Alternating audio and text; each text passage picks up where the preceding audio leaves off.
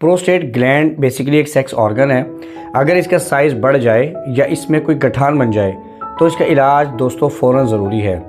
अगर आप prostate gland को इग्नोर करोगे या इसके ट्रीटमेंट को इग्नोर करोगे तो आप सर्जरी की तरफ जाओगे। आज की इस वीडियो में आपको बताऊंगा कुछ दवाइयों के बारे में और डाइटरी मैनेजमेंट के बारे में। अगर वो आप यूज़ करेंगे तो आप सर्जरी से बच पाओगे। सबसे इम्पॉर्टेंट बात दोस्तों ये है, इसका जो इलाज है वो अवेल है और काफ़ी इफ़ेक्टिव है।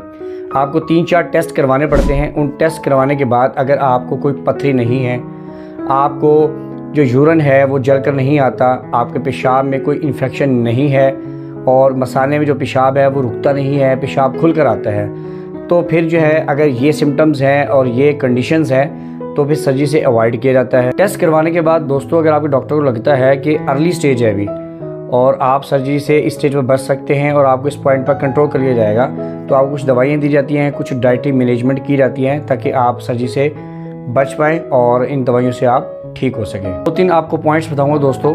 एक तो आपने पानी कम से कम पीना है। इस हालत में अगर गर्मी में आप 4 से 5 लीटर पानी पीते हैं तो आपने उसको 2 से 2.5 लीटर पर ले आना है। आपने पानी का इंटेक कम से कम करना है। रात को कम्प्लीटली पानी से अवॉइड करो आप लोग।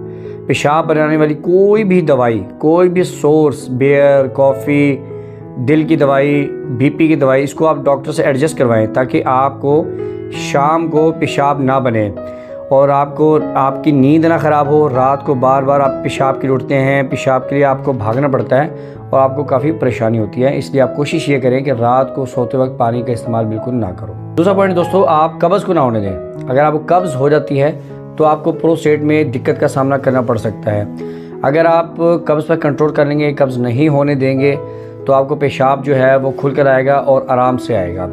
दूसरी बात यह कि कब्ज़ को ख़त्म करने के लिए आप फ्रूट का इस्तेमाल करें, सब्जियों का ज़्यादा से ज़्यादा इस्तेमाल करें, गोश्त का इस्तेमाल कम से कम करें और इस सब गोल की जो भूसी है उसका लाजमी इस्तेमाल करें। इससे ये है कि आपको कब्ज़ नहीं होगी और आपके प्रोस्टेट के मसले को काफ़ी राहत मिलेगी। तीसरा पॉइंट ये है कि आपने पेशाब को मसाने में इकट्ठे नहीं होने देना। एक तो रात को आपने पेशाब करके सोना है, पानी से अवॉइड करें रात को। दूसरा, दिन में जब भी आपको पेशाब आए ना तो आपने मसाने में पेशाब को इकट्ठा नहीं होने देना। थोड़ा सा पेशाब आए उसको आप जाके कर लें, यानी मसाने में अगर आप उसको इकट्ठा करेंगे तो with the passage of time जैसे जैसे आपकी उम्र बढ़ती है तो मसाना सारा पेशाब एकदम नहीं बाहर फेंक सकता। तो जैसे पेशाब आए आप कर लें, इस तरह आपको कंफर्ट होगा और आप पेशाब करने में राहत महसूस करोगे।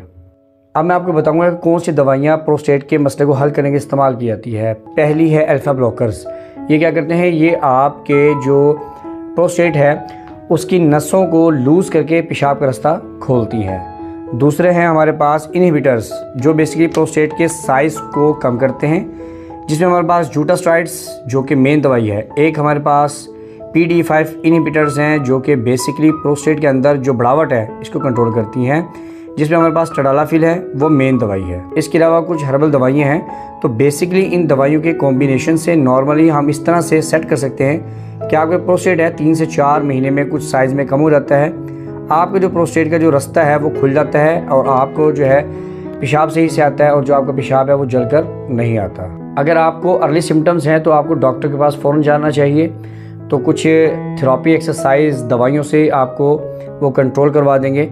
लेकिन अगर आपको दवाइयों से कंट्रोल ना हो तो आप डरने की ज़रूरत नहीं है। आज के जो सर्जरीज़ हैं वो पेनलेस सर्जरीज़ हैं। 2 दिन के अंदर आपका इलाज हो जाता है, 2 दिन के अंदर आपकी सर्जरी होती है और आप घर चले जाते हैं। लेकिन मेरा मानना ये है कि अगर आप दवाइयों से कंट्रोल कर सकें तो सबसे बेस्ट एंड बेहतर ये हल है।